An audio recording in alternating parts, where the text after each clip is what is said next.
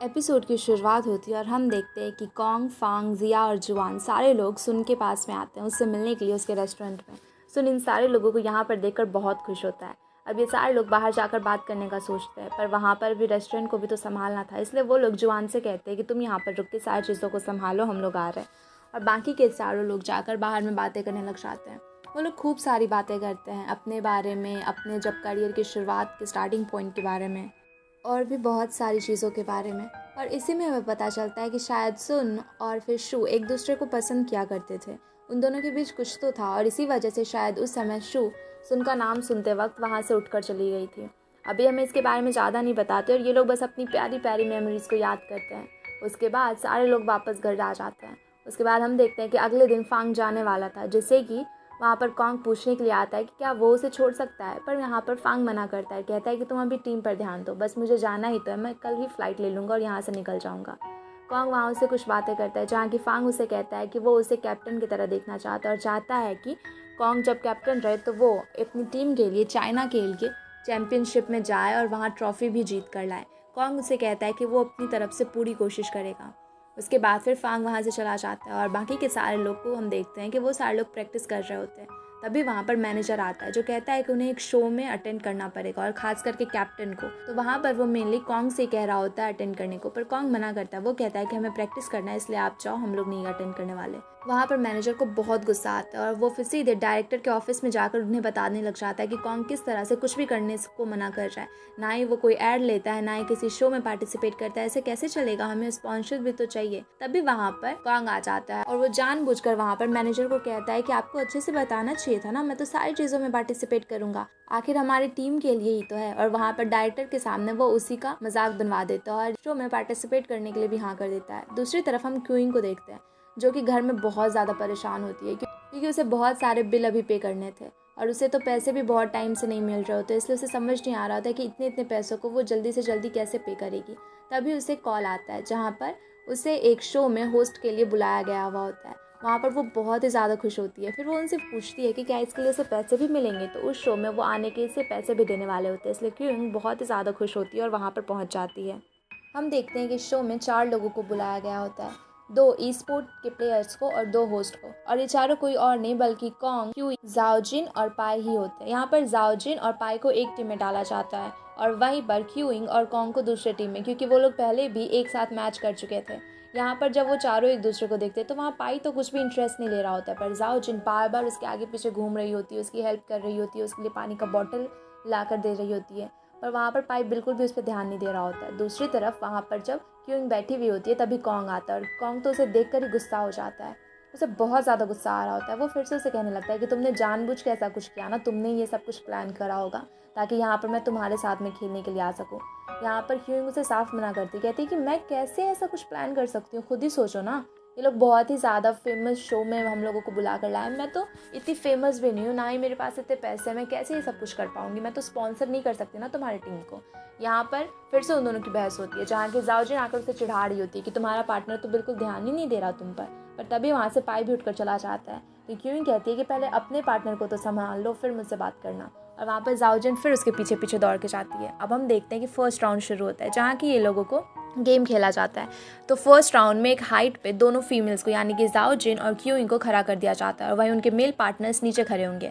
वहाँ जो एमसी रहेगा वो उन लोगों से पूछेगा कुछ क्वेश्चंस और अगर उन्होंने सही जवाब दिया तो फीमेल वहीं पर खड़ी रहेंगी, उन्हें कुछ भी परेशानी या प्रॉब्लम नहीं होगा। पर अगर उन्होंने गलत जवाब दिया तो उनको उस हाइट से नीचे गिरा दिया जाएगा। नीचे पूरा बलून्स रहता है उनके बीच में, उस चोट तो बिल्कुल भी नहीं लगेगा, पर फिर भी उन्हें बार बार उतने हाइट से नीचे फेंका जाएगा।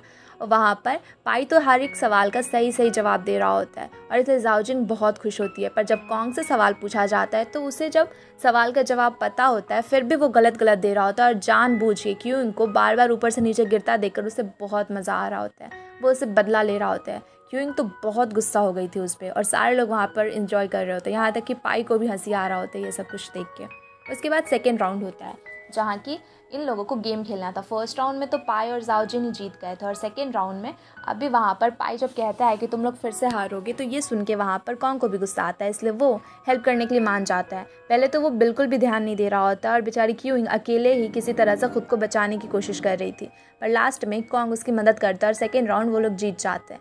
वहाँ पर पाई को बिल्कुल भी यकीन नहीं था कि ये जीत पाएंगे, पर वो जीत जाते हैं।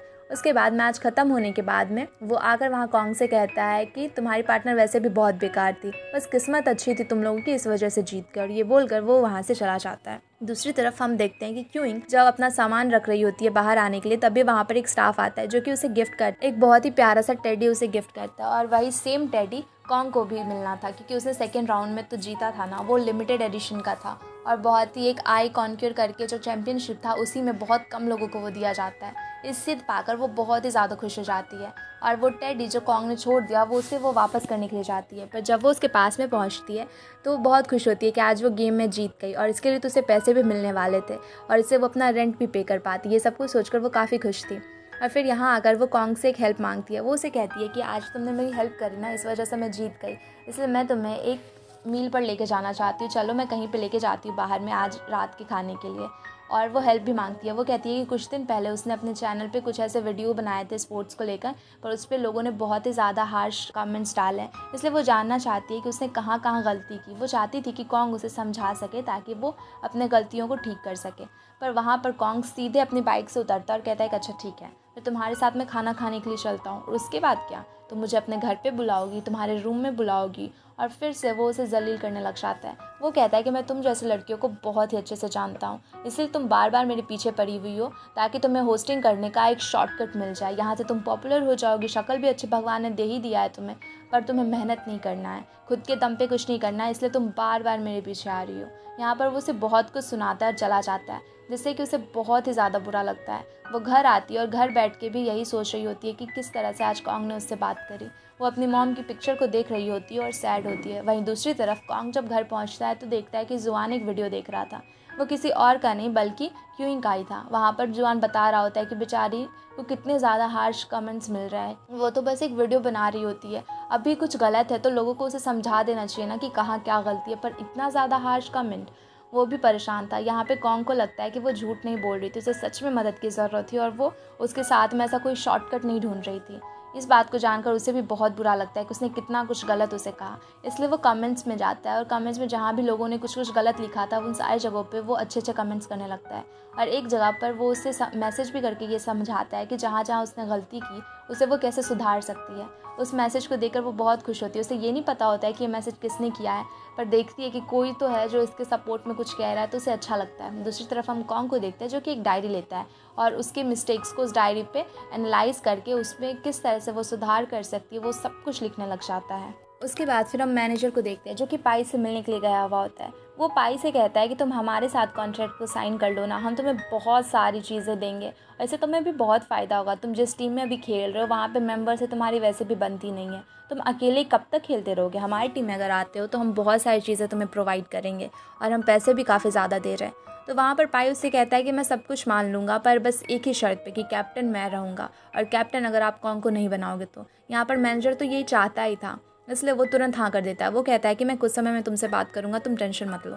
फिर वो जाकर यही सारी चीज़ें डायरेक्टर से कहता है और उनसे कहता है कि वो सारी चीज़ें मान जाए और कॉन्ग को हटा दे, तब पाई उनकी टीम में आ जाएगा। और पाई बहुत ही अच्छा प्लेयर है, अगर वो उनकी टीम में आता है तो उन्हें बहुत ही ज़्यादा प्रॉफिट होने वाला है इन सब से। उधर हम जाओजिन को देखते हैं जो कि यान यान के पास में जाती है। वहाँ पर यान यान तो पहले से ही घबराई हुई थी क्योंकि ई को भी अभी जॉब से निकाल दिया गया था और वहाँ पर क्यूइंग की भी अच्छी हालत नहीं दिख रही होती है, इसलिए वो फिर से जाओजिन में जाके चिपकने लग जाती है ताकि जाओजिन उसकी हेल्प करे। जाओजिन कहती है कि वो उसकी हेल्प तो कर देगी, पर उसके लिए उसे एक काम ज़रूर करना पड़ेगा उसके लिए।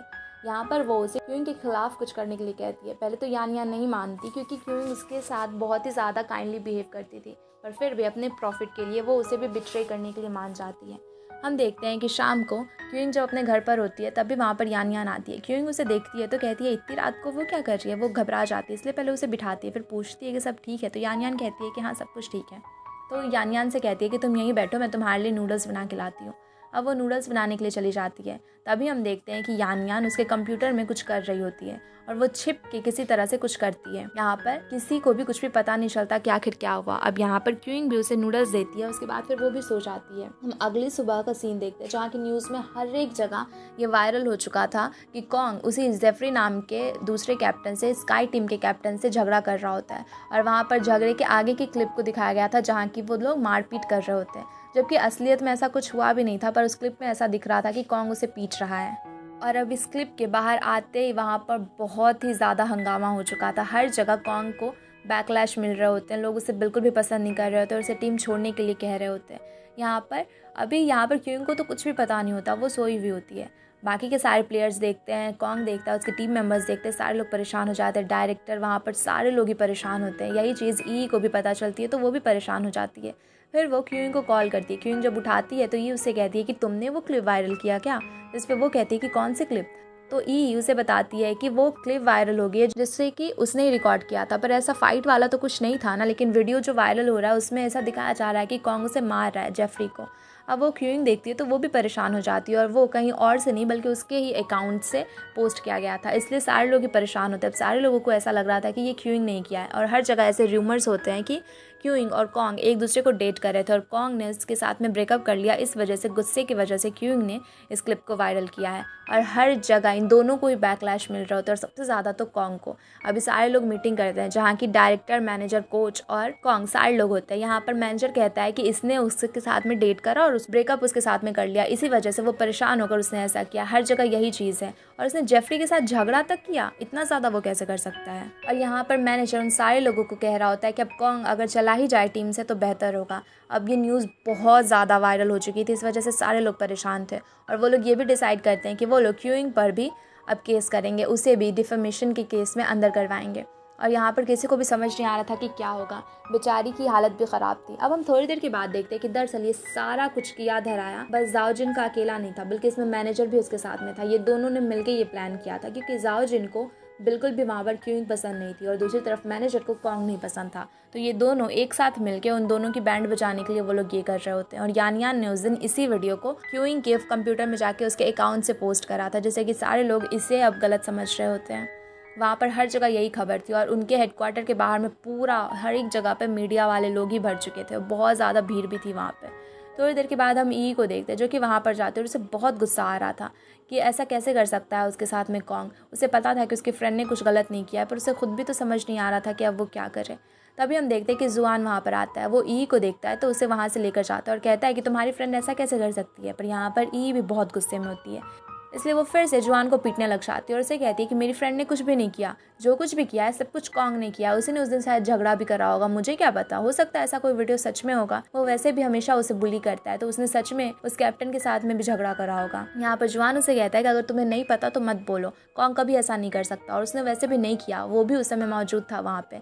अब ऐसे में ये दोनों एक दूसरे की साइड ले रहे होते हैं, अपने अपने फ्रेंड्स को बचा रहे होते हैं और एक दूसरे से बहुत झगड़ा करते हैं और गुस्से में ही उसे मार मार कर उसकी हालत ख़राब कर देती है और फिर वहाँ से चली जाती है। दूसरी तरफ अब हम ऑफिस का सीन देखते हैं जहाँ की क्यूइंग को उसके बॉस बुलाते हैं। उसके बॉस कहते हैं कि उस पर अभी केस भी होने वाला है डिफेमेशन का और इस वजह से वो उसे अब अपनी कंपनी में भी नहीं रख सकते और वो उसे उसी समय जॉब से भी बाहर कर देते हैं। जब वो अपना सामान लेकर जा रही होती है तो ऑफिस के सारे एम्प्लॉयज़ उसे देख रहे होते हैं और सारे लोग उस पर ऊट पटांग से कमेंट्स कर रहे होते हैं। वहाँ पर उसे बहुत ज़्यादा बुरा लग रहा होता है, इसमें तो उसकी गलती भी नहीं थी, पर वो कुछ भी नहीं बोलती और चुपचाप अपना सामान लेकर वहाँ से निकल जाती है। फिर हम याओ को देखते हैं जो कि अकेले अकेले बैठे बैठे गेम खेल रहा होता है बहुत लेट तक। वहाँ पर कॉन्ग आता है, कॉन्ग उसे कहता है कि वो इतना ज़्यादा भी खुद को परेशान ना करे, थोड़ी देर रेस्ट कर ले। उसे पता है कि जल्दी ही फाइनल की कॉम्पिटिशन भी होने वाले हैं, पर वो थोड़ी देर आराम कर ले। यहाँ पर याओ कहता है कि वो बिल्कुल ठीक है, इसलिए कॉन्ग उसके लिए परेशान ना हो। दूसरी तरफ हम अभी पाई की टीम को देखते हैं जहाँ की वो सारे टीम मेंबर से कह रहा होता है कि वो लोग ध्यान दें, पर वहाँ पर सारे लोग ही उसका मजाक बना रहे होते हैं। दरअसल इन पांचों में बिल्कुल भी दोस्ती नहीं थी, बाकी के चार तो साथ में थे पर पाई को कोई भी पसंद नहीं करता था, इसलिए सारे लोग वहाँ पर उसका मजाक बना रहे होते हैं और पाई जो भी कह रहा होता है उनमें से कोई भी उसकी बात को नहीं सुन रहा होता है। उसके बाद हम फिर से अभी हेडक्वार्टर का सीन देखते हैं जहाँ के भी सारे लोग होते हैं और उनके सबसे बड़े इन्वेस्टर भी वहाँ पर मीटिंग में आए हुए होते हैं। वो बहुत चिल्ला रहे होते हैं कि कॉन्ग ऐसा कैसे कर सकता है, उसकी वजह से अभी टीम को कितना ज़्यादा नुकसान होगा, उनके शेयर्स भी नीचे आ जाएंगे, वो इतना ज़्यादा लापरवाह कैसे हो सकता है, उसने ऐसी गलती करी भी कैसे। वहाँ पर कॉन्ग उनसे कहता है कि उसने कुछ भी गलत नहीं किया और उसने जेफरी से बिल्कुल भी झगड़ा नहीं किया है, ये एडिटेड है, ये फेक है। पर वहाँ पर वो इन्वेस्टर बिल्कुल भी नहीं मान रहे थे, तो वो कहता है कि ठीक है फिर मैं प्रूव करके दिखाऊंगा। सारे लोग जब पूछते हैं कि वो कैसे प्रूव करेगा तो वो कहता है कि वो खुद जेफरी से जाकर मिलेगा। जेफरी को तो पता ही है ना कि उन दोनों के बीच में झगड़ा नहीं हुआ। तो वहाँ पर मैनेजर कहता है कि तुम्हें लगता है जेफरी कभी भी तुम्हारे साइड से कुछ भी बोलेगा? तो कौन कहता है कि वो देख लेगा। अब ये बात सुन के मैनेजर भी घबरा जाता है, वो अपने केबिन में आता है और अपने असिस्टेंट से कह रहा होता है कि चाहे कुछ भी हो जाए कॉन्ग और जेफरी एक दूसरे से मिलने नहीं चाहिए, क्योंकि अगर जेफरी ने सच बता दिया तो कॉन्ग भी बच जाएगा और उसका पूरा इतना ज़्यादा जो उसने प्लान बनाया सब कुछ चौपट हो जाएगा। इसलिए वो लोग डिसाइड करते हैं कि कुछ भी करके जेफरी और कॉन्ग को एक दूसरे से मिलने नहीं देंगे। उसके बाद फिर हम क्यूलिंग और ई को एक साथ एक रेस्टोरेंट में बैठे हुए देखते हैं, जहाँ की क्यूइंग काफ़ी ज़्यादा परेशान होती है। ई उसका सपोर्ट करती है वहाँ पर, वो उसे कंफर्ट करती है, कहती है कि वो हमेशा उसके साथ में और सब कुछ ठीक हो जाएगा।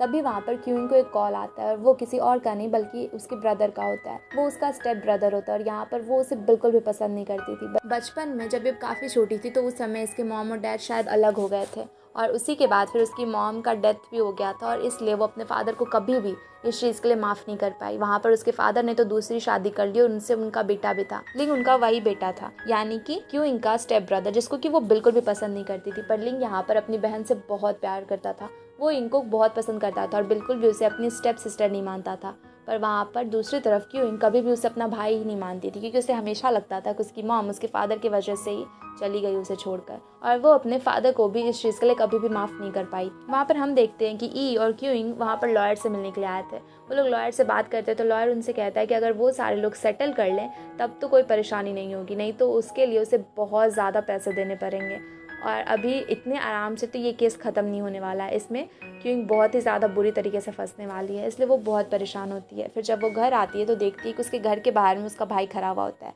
लिंग उसे देखकर बहुत खुश हो जाता है और फिर वो उसके पास आता है। वो उसे कहता है कि दी मुझे पता चला आप बहुत परेशानी में हो, मैं आपकी हेल्प कर सकता हूँ। वो उससे बात करने की कोशिश भी करता है पर वहाँ पर क्यूइंग तो बिल्कुल ही उसे वहाँ से जाने के लिए कह देती है। और उसका भाई इस तरह से अपनी बहन को नहीं देख सकता था, वो उसकी बहुत ज़्यादा केयर करता था। इसलिए वो कहता है कि दी मैं आपकी हेल्प करना चाहता हूँ, प्लीज़ मुझे मदद तो करने दो। पर वो बिल्कुल भी उसकी बात नहीं सुनती और गेट भी बंद कर देती और कहती है कि दोबारा यहाँ पर कभी भी मत आना। पर उसका भाई इस तरह से अपनी बहन को छोड़ना नहीं चाहता था। वो घर जाता है और वहाँ भी बार बार इसी के बारे में सोच रहा होता है। फिर वो अपने फादर को भी बताता है। उसके फादर जब उसे देखते हैं इस तरह से बैठे तो वो पूछते हैं, तब वो उन्हें सब कुछ सही सही बताता है। वो कहता है कि अभी उसकी बहन कितनी ज़्यादा परेशानी में है और उससे बहुत सारी चीज़ें करनी है, उस पर अभी एक केस चल रहा है और घर के भी उसने पूरे पैसे नहीं दिए थे तो उससे हर मंथ उस घर के लिए भी पैसे देने पड़ जाते हैं। और अभी एक दूसरा ही परेशानी हो रखा है, उसने अपना जॉब भी छोड़ दिया, मतलब कि उसे जॉब से निकाल दिया गया। यहाँ पर वो अपने डैड से कहता है कि उन्हें जाकर उसकी सिस्टर की हेल्प करनी चाहिए। डैड कहते हैं कि उसे तो पता है ना उसकी सिस्टर कभी भी उनसे हेल्प नहीं लेगी, पर फिर भी वहाँ पर लिंग उन्हें फोर्स करता है। उन्हें कहता है कि प्लीज़ डैड आप जाकर कम से कम बात तो करो दीदी से, शायद वो मान जाए। और यहाँ पर फिर वो अपने डैड को लेकर जाता है। जब वहाँ पर क्यों दरवाज़ा खोलती है तो अपने डैड को देखती है। वो उन्हें अंदर भी नहीं बुलाती और ना ही उनसे बात करना चाहती थी, पर उसके डैड वहाँ पर कहते हैं कि तुम अपने डैड को अंदर भी नहीं बुलाओगी। क्यों कहती है कि आ जाइए अंदर। फिर उनसे पूछती है कि आप यहाँ पर कर क्या रहे हो, प्लीज़ आप यहाँ से चले जाओ, जो भी बोलना है बोल दो फिर चले जाओ। उसके डैड वहाँ पर देखते हैं कि वहाँ पर हर जगह उसकी मॉम और उसकी तस्वीर होती है। उसके डैड की कहीं पे एक पिक्चर तक उसने नहीं रखी थी। वो जानते थे कि वो उन्हें पसंद नहीं करती, पर फिर भी अपनी बेटी को इस तरह से वो छोड़ना नहीं चाहते थे। वहाँ पर वो कहते हैं कि तुम मेरे साथ आ जाओ, हमारा घर सबका घर सब एक साथ रहेंगे ना, क्या ज़रूरत है इस तरीके से दूसरी जगह पर रहने की। और तो और वो इस केस को सेटल करने के लिए भी जितने भी पैसे लगेंगे वो ऑफ़र करने के लिए भी तैयार थे। वो कहते हैं कि वो कुछ भी करेंगे पर अपने बच्चे को बचा लेंगे, इसलिए उसे टेंशन लेने की ज़रूरत नहीं है। पर यहाँ पर क्यूइंग बहुत ही ज़्यादा गुस्से में होती है। वो कहती है कि मुझे बिल्कुल भी आपकी भीख नहीं चाहिए, इसलिए प्लीज़ आप यहाँ से चले जाओ। मैं जब घर से निकली थी उसी समय आपसे सारे रिश्ते ख़त्म करके मैं यहाँ पर आई थी और अपने दम पर मैं आज तक जी रही हूँ और आगे भी जी लूँगी, इसलिए प्लीज़ आप यहाँ से चले जाओ। उसके डैड वहाँ पर उसे बहुत समझाने की कोशिश करते हैं, वो उसकी हेल्प भी करने की कोशिश करते हैं, पर क्यों उनकी एक भी नहीं सुनती और उन्हें वहाँ से निकाल देती है। जब उसके डैड बाहर आते हैं तो वो टेंशन में होते हैं। जब वहाँ पर लिंग उन्हें देखता है तो वो कहता है कि डैड आप टेंशन मत लो, दीदी कुछ समय में मान जाएंगी और अगर वैसी कुछ भी परेशानी हुई तो मैं और आप दोनों हैं, दोनों दीदी को संभाल लेंगे। उसके डैड भी उसे देखकर खुश होते हैं कि उनका बच्चा अपनी बहन के लिए इतना परवाह करता है। फिर वो लोग वहाँ से चले जाते हैं। दूसरी तरफ हम जुआन को देखते हैं जहाँ के सारे प्लेयर्स अभी एक्सरसाइज कर रहे होते हैं। तभी वहाँ पर उसे ई का मैसेज आता है। ई उसे मिलने के लिए बुलाती है तो जुआन काफ़ी अच्छे से तैयार होकर बन ठन के उसे मिलने के लिए जाता है। पर वहाँ रेस्टोरेंट में तो वो बस क्यों की बातें कर रही होती है। वो उसे कहती है कि तुम केस का कुछ करो ना, उस पर केस हो गया, उसके पास अभी पैसे भी नहीं है, वो सब कुछ कैसे सेटल करेगी, कैसे मैनेज कर पाएगी। वहाँ जुआन कहता है कि वो इसमें कुछ नहीं कर सकता, गलती तो आखिरकार क्यूइंग की ही है ना, उसके वाले अकाउंट से कैसे ये पोस्ट हो सकता है, सब कुछ तो उसने ही किया है। तभी वहाँ पर ई को एक कॉल आता है। वो किसी और का नहीं बल्कि क्यूइंग का होता है। वो उठाती है तो पता चलता है क्यूइंग उसे कहती है कि वो अपना घर बेच रही है। जिसके लिए वो इतने सालों से पैसे दे रही थी, और अभी कुछ महीनों में वो घर उसका होने वाला था। पर अब वो उस घर को नहीं रख सकती, इसलिए वो उस घर को भी बेच रही है, और उसी के पैसे से ये केस के पैसे भी वो दे देगी और सब कुछ सेटल कर लेगी, और फिर कहीं जाएगी और किसी तरह से न्यू जॉब के बारे में सोचेगी।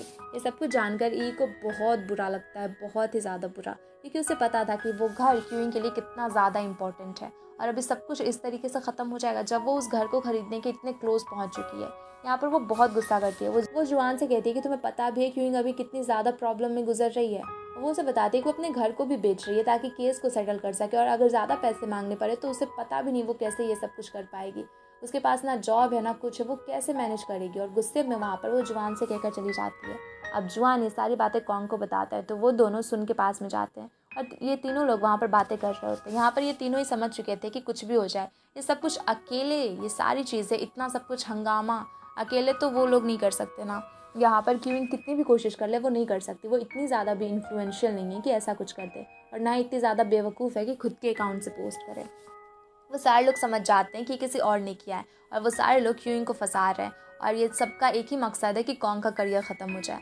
यहाँ पर वो सारे लोग समझ जाते हैं और कहते हैं कि जल्दी ही वो इन सारी चीज़ों का हल भी खोज लेंगे। दूसरी तरफ हम देखते हैं कि क्यूइंग अपने घर को बेच देती है। वो बहुत ही ज़्यादा इमोशनल होती है। ई वहाँ पर आती है, वो उसे कहती है कि तुम ये सच में घर बेच लोगी, ये तुम्हारा सपना है। पर फिर भी क्यूइंग उसे कहती है कि हाँ, उसने डिसाइड कर लिया है वो इस घर में नहीं रहेगी। तो फिर ई उसे कहती है कि ठीक है, फिर मेरे घर पे चलो। और वहाँ पर क्यूइंग को बहुत अच्छा लगता है। ई उसे अपने साथ अपने घर लेकर चली जाती है, और उसके पूरे सामान को सबको लेकर चली जाती है कि जब तक कुछ भी नहीं होगा वो लोग हमेशा साथ ही रहेंगे, और जब ऐसा घर लेना होगा, जब अच्छे खासे पैसे सेव हो जाएंगे, तब अगर क्यूइंग चाहती है तो वो उसके घर से मूव आउट कर सकती है। उसके बाद फिर हम कॉन्ग को देखते हैं जो कि मैनेजर के केबिन में जाता है, और वो उसे कहता है कि आपने जेफरी से बात करा। उसे तो पता ही था कि वो बिल्कुल भी जेफरी से बात नहीं करेगा, पर फिर भी वो ऐसा दिखा रहा था कि हाँ, वो जेफरी से बात कर रहा है, और जल्दी वो उसे यहाँ पर सबसे मिलने के लिए भी बुलवा लेगा। यहाँ कॉन्ग को तो पता ही था कि वो ऐसा कुछ भी नहीं करेगा, इसलिए वो डिसाइड करता है कि जब वो जेफरी से मिलने जाएगा या फिर उसे ऐसा कहने जाएगा कि मत मिलना, तो वो उसके पीछे जाएगा और उसी समय वो जेफरी से बात करेगा। और यही सब सोचकर वो डिसाइड करता है कि आज शाम वो उसके पीछे पीछे जाएगा। दूसरी तरफ हम इधर क्यूइंग को देखते हैं जो कि अभी ई के घर में सेटल हो चुकी थी अच्छे से, और तभी वो मैसेज करती है मैनेजर को, क्योंकि वो सेटल करना चाहती थी, सेटलमेंट के बारे में बात करना चाहती थी केस के लिए। तो इसलिए मैनेजर उसे मिलने के लिए बुलाता है, और तभी वहाँ पर कॉन्ग की बाइक उसे दिख जाती है। तो वो लिपस्टिक से उसमें एक पिग का फेस बनाती है और फिर मैनेजर के पास चली जाती है।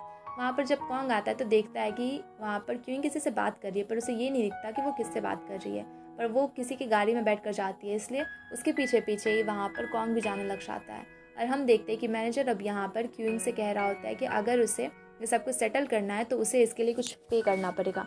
वो कहती है कि उसे पता है कि उसे पे करना पड़ेगा, और उसने इसके लिए पैसे भी कलेक्ट कर लिए हैं, पर वो कुछ ज़्यादा ना मांग ले, क्योंकि उसके पास इतने ज़्यादा भी पैसे नहीं है। अभी अभी उसकी जॉब भी चली गई है। वो उनसे यही सारी बातें कर रही थी, पर वहाँ पर मैनेजर एक होटल के सामने में आकर रुकता है और कहता है कि चलो होटल में। यहाँ पर वो समझ जाती है कि इसके इंटेंशन सही नहीं है, इसलिए वो मना करती है और कहती है कि नहीं, मुझे अभी घर जाना है, अब बाद में बात करेंगे सेटलमेंट के बारे में। वो वहाँ से जाने लग जाती है, पर तभी मैनेजर उसे पकड़कर उसके साथ में बदतमीज़ी करने लग जाता है। वहाँ पर क्यूइंग बहुत चिल्ला रही होती है, उसे अलग दूर रहने को कह रही होती है, पर मैनेजर बिल्कुल भी उसकी बात ही नहीं सुन रहा होता है। तभी हम देखते हैं कि वहाँ पर कॉन्ग पहुँचता है, और वो ये देखता है तो उसे बहुत गुस्सा आता है। वो वहाँ पर जाके सीधे मैनेजर को गाड़ी से निकालता है और उसे बहुत ज़्यादा पीट रहा होता है। वहाँ पर क्यूइंग बहुत रो रही होती है, किसी तरह से गाड़ी से बाहर निकलती है और गिरते पड़ते वहाँ से जाने लग जाती है। तभी कॉन्ग देखता है कि उसकी हालत ख़राब है, वो उसके पीछे जाने लग जाता है, पर वहाँ पर क्यूइंग बहुत रो रही होती है और वहाँ से चली जाती है। कॉन्ग भी उसके पीछे पीछे जाता है। वो देखता है कि वो एक कन्वीनियंस स्टोर पे जाके बहुत ज़्यादा ड्रिंक करने लग जाती है और बहुत रोती है। वहाँ पर कॉन्ग जाता है उसे संभालने को। वहाँ पर वो अपना सामान भी फेंक देती है सारा निकाल के पर्स, और कहती है मेरे पास तो पैसे भी नहीं, मैं पे किस चीज़ से करूँगी। बहुत रोती है। तभी उन सारी चीज़ों को जब कॉन्ग रखने लग जाता है तभी देखता है उसमें एक पिक्चर होती है जो कि किसी और की नहीं बल्कि क्यूइंग की मॉम की होती है, और उनके गले में वही नेकलेस था।